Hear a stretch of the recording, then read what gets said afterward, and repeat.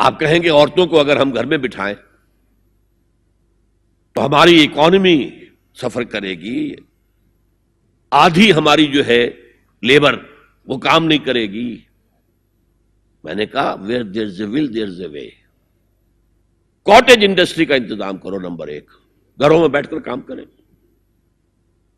دوسری جنگ عظیم کے دوران ایک بڑا علاقہ تھا دلی میں جس کا ہر گھر کارخانہ بنا ہوا تھا، کرخندار، یہ ایک قوم کا نام پڑ گیا، کرخندار۔ چھوٹی چھوٹی مشینیں لگی، کہیں بٹن بن رہے ہیں، کہیں بکسوئے بن رہے ہیں، کہیں نکریں سل رہی ہیں، کہیں پینٹیں سل رہی ہیں، کہیں جو ہے کرتے سل رہے ہیں، قمیضیں۔ صبح کے وقت ٹرک آیا، خام مال دے گیا، شام کو آیا، تیار مال لے گیا۔ عورت نہ گھر سے نکلی نہ باہر گئی، کچھ نہیں، اور کام کیا، کما لیا۔ کاٹیج انڈسٹری کا انتظام کرو۔ اسی طریقے سے ایسے یونٹ بناؤ انڈسٹریل جس میں عورتیں کام کریں، عورتیں سپروائز کریں، ورکنگ آورز کم رکھو تاکہ وہ اپنے گھر کا کام بھی کر سکیں۔ کرو۔ عورتوں کے ہسپتال میں عورتیں مرد، عورتیں مریض، عورتیں ڈاکٹر، عورتیں مریض، عورتیں نرسز۔ مردوں کے ہسپتال میں فیمیل نرسز کا کیا کام ہے؟ کیا میل نرسز نہیں ہوتے؟ اور کیا آرمی کے اندر جو فارورڈ یونٹس ہوتے ہیں کہ جو جاتے ہیں محاذ کے اوپر، ان میں کوئی عورت نرس جاتی ہے؟ میل نرسز جاتے ہیں، حالانکہ سب سے زیادہ نرسنگ کی ضرورت وہاں ہوتی ہے۔ کسی کا بازو اڑ گیا ہے، کسی کی ٹانگ اڑ گئی ہے، کسی کی پیٹ میں آ کر کسی بم کا ٹکڑا جو ہے لگایا، انتڑیاں باہر نکلی ہوئی ہیں، تو نرسنگ سب سے زیادہ وہاں ضروری ہے۔ وہاں تو فیمیل نرسز نہیں ہوتی، میل ہوتے۔ سیگریگیشن، سیگریگیشن، سیگریگیشن، یہ آگ اور پانی کا ملاپ درست نہیں ہے۔ تو بڑا، سب سے بڑا پردہ تو یہ ہے۔ دوسرا پردہ، دوسرا قلعہ، گھر کی چار دیواری۔ وَقَرْنَ فِي بُيُوتِكُنَّ وَلَا تَبَرَّجْنَ تَبَرُّجَ الْجَاهِلِيَّةِ الْأُولَىٰ۔ قرار پکڑو اپنے گھروں میں، وقار کے ساتھ رہو، ٹھہری رہو اپنے گھروں میں، اور بند سمر کر باہر نہ نکلو جیسے کہ تم جاہلیت کے دور میں نکلتی تھی۔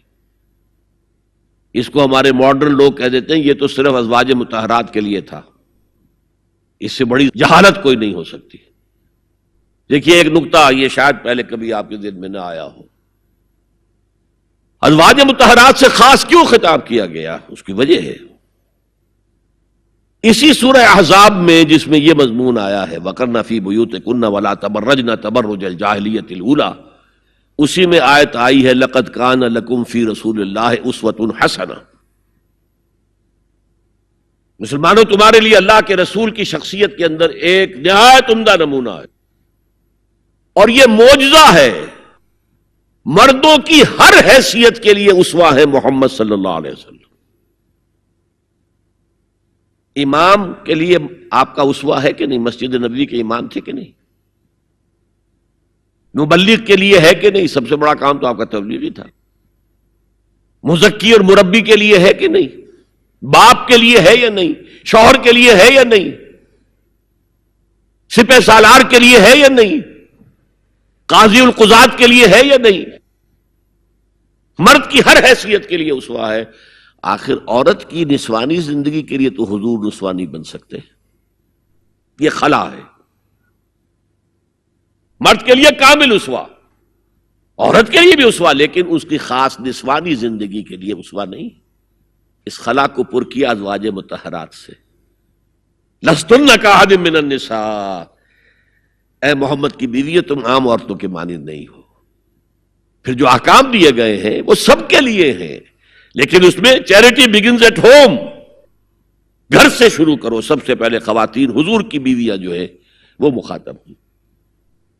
اور اے مسلمانوں، اگر حضور کی بیویوں سے کوئی چیز مانگنی ہو تو حجاب کے پیچھے سے مانگو، رو در رو مت ہو۔ فَاسْأَلُوهُنَّ مِنْ وَرَاءِ حجاب، یہ دوسرا قلعہ ہو گیا۔ حافظ ناموس زن، مقصد کیا ہے؟ عورت کی عزت، عورت کی عصمت، عورت کی عفت کی حفاظت۔ تیسرا جسے ہم ستر کہتے ہیں، عورت گھر میں بھی ہے، گھر میں ہے، اور وہاں صرف محرم آئیں گے، نامحرم نہیں آئیں گے. محرموں کی اتنی لمبی لسٹ دی گئی ہے، اللہ نے کس لیے دی ہے؟ کیا قرآن مجید میں لفاظی ہے؟ ایک ایک لفظ گنجینہ معنی کا طلسم اس کو سمجھیو جو لفظ کے غالب میرے اشعار میں آوے. غالب نے تو تعلی کی ہے، اللہ کے کلام میں تو یہ بات صحیح ہے نا. گھر کے اندر نامحرم نہیں آئے گا. گھر میں اگر وہی ایک بیٹی تھی جو آپ نے اپنے داماد کو دے دی ہے اور کوئی اور بیٹی نہیں ہے تو داماد گھر میں آ سکتا ہے ورنہ نہیں آ سکتا. سالی سے اس کا پردہ ہے، دیور سے بھابھی کا پردہ ہے، چچا زاد بھائی بہنوں کا پردہ ہے. چچا سے پردہ نہیں ہے، ماموں سے پردہ نہیں ہے. چچا زاد پردہ ہے، ماموں زاد پردہ ہے، خالہ زاد پردہ ہے، پھوپھی زاد پردہ ہے. یہ سارے احکام کس لیے دیے گئے؟ گھر کے اندر بھی ستر اور نگاہیں نیچی. مولانا حمید الدین فراہی نے ایک نقطہ بیان کیا کہ سورہ احزاب میں جو پردے کا بیان ہے وہ ہے گھر سے باہر کا پردہ. جب اے نبی کہہ دیجئے قل لازواجک و بناتک و نساء المؤمنین یدنین علیہن من جلابیبہن. جلباب کہتے تھے ایک بڑی چادر. کوئی عربوں کی تہذیب میں موجود تھی دو چیزیں. گھر میں ان کے ایک دوپٹہ ہوتا تھا جسے خمار کہتے تھے. خمار، خمرہن کا لفظ آیا ہے سورہ نور کے اندر. گھر سے باہر نکلتی ہوئی وہ اپنا پورا وجود ایک چادر میں لپیٹ لیتی تھی لیکن چہرے کا پردہ نہیں تھا.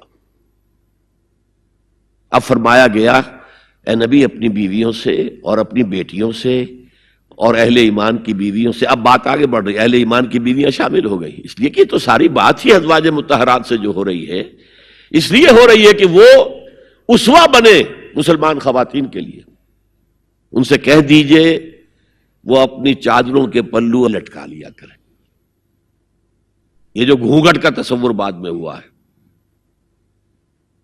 یہ ہے تیسرا پردہ. سطر کی حد تک ہے سطر آپ نے، اور اس میں بھی کیسے کیسے احکام دیے گئے. لباس وہ پہنو جو ڈھیلا ہو، تنگ نہ ہو، ٹائٹ نہ ہو، جو جسم کے نشیب و فراز کو واضح کر رہے ہو. اتنا باریک نہ ہو کہ جسم جھلک رہا اس میں سے. اور اس پر اضافہ وَاضْرِبْنَا بِخُمُرِهِنَّ عَلَى جُيُوبِهِنَّ، اپنے گریبانوں کے اوپر اپنی اوڑھنیوں کے، یہ خمار آ گیا جو اوڑھنی ہوتی ہے اس کے بکل مار لو تاکہ نسوانی حسن کا ایک بڑا حصہ ہے یہ چھاتی جو ہے اس کو اور ایک کور ایڈیشنل مل جائے. کرتا تو ہے ہی لیکن وَاضْرِبْنَا بِخُمُرِهِنَّ، خمار کی جمع خمر. سورہ احزاب میں آیا جلابیب، جلباب کی جمع، وہ بڑی چادر جس میں لپٹ کر گھر سے نکلتی تھی. لیکن یہ کہ یہاں پر خمرہن، خمار کہتے ہیں اوڑھنی کو جو گھر میں بھی استعمال ہوتی ہے، تو وہ سر پر بھی ہو اور اس کا ایک بکل جو ہے تمہاری سینے پر بھی آ جائے، ایڈیشنل کورنگ. اس کے باوجود بھی نگاہیں نیچی رکھو. باپ کی نگاہ بھی نہ پڑے تمہارے نسوانی حسن پر، وہ بھی مرد ہے. بھائی کی نگاہ نہ پڑے. اہل ایمان تم بھی اپنی نگاہیں نیچی رکھو اور اہل ایمان عورتوں تم بھی اپنی نگاہیں نیچی رکھو.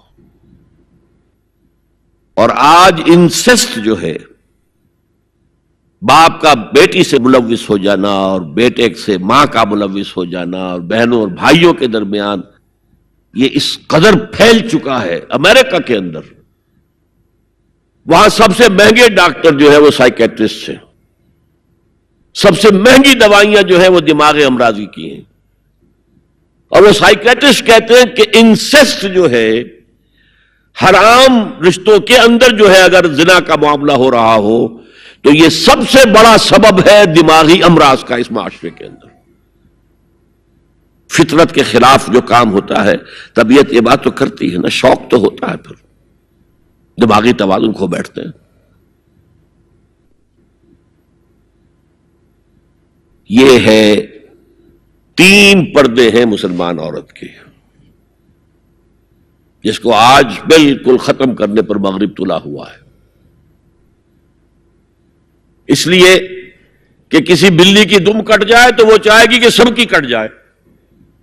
ان کا بیڑا غرق ہو چکا ہے، ان کی تہذیب ختم ہو چکی ہے، تہذیب نہیں ہے آج ان کے پاس۔